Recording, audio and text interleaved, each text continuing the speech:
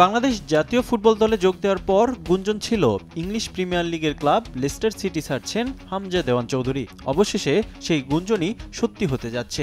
British গণমাধ্যমের খবর, নতুন ঠিকানায় পাড়ি জমাচ্ছেন লেস্টার সিটির এই মিডফিল্ডার। দুপক্ষের মধ্যে চুক্তিটাও প্রায় পাকাপোক্ত।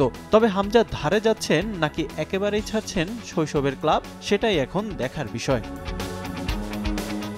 অবশ্য ক্লাব পরিবর্তন করলেও ইংলিশ ফুটবলেই থাকছেন হামজা। শেফিল্ড ইউনাইটেডের রাডারে বেশ কিছুদিন ধরেই আছেন বাংলাদেশি বংশোদ্ভূত এই ফুটবলার। এই চুক্তির জন্য মুখিয়ে আছে গত মৌসুমে প্রিমিয়ার লিগ থেকে অবনমন হওয়া দলটি।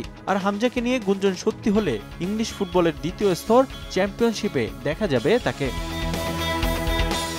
লেস্টার সিটিতে অবশ্য সুবিধাজনক অবস্থানেও নেই হামজা, সুযোগ পাচ্ছেন না মাঠে নামার। প্রিমিয়ার লিগের এই দলের হয়ে শেষ 15 ম্যাচে মাত্র এক ম্যাচে মাঠে নেমেছিলেন এই মিডফিল্ডার, তাও আবার 14 মিনিটের জন্য, যা হামজার জন্য খুবই হতাশার। চলতি সপ্তাহে এফএ কাপের ম্যাচেও মাঠে নামতে পারেনি এই মিডফিল্ডার। কুইন্স পার্ক রেঞ্জার্সের মতো দলের বিপক্ষেও হামজার মাঠে না নামা ক্লাব পরিবর্তনেরই ইঙ্গিত দিচ্ছে। ধারণা করা হচ্ছে চলতি সপ্তাহেই আসতে পারে চূড়ান্ত সিদ্ধান্ত। দ্রুতই শেফিল্ডের সঙ্গে চুক্তিটা সেরে নেবে লেস্টার সিটি। তাই মাঠে তাকে নামিয়ে কোনো ধরনের ঝুঁকি নিতে চাইছে না প্রিমিয়ার লিগের দলটা। দলবদলের পর শেফিল্ডের জার্সিতে অবশ্য মাঠে দেখা যাবে হামজাকে।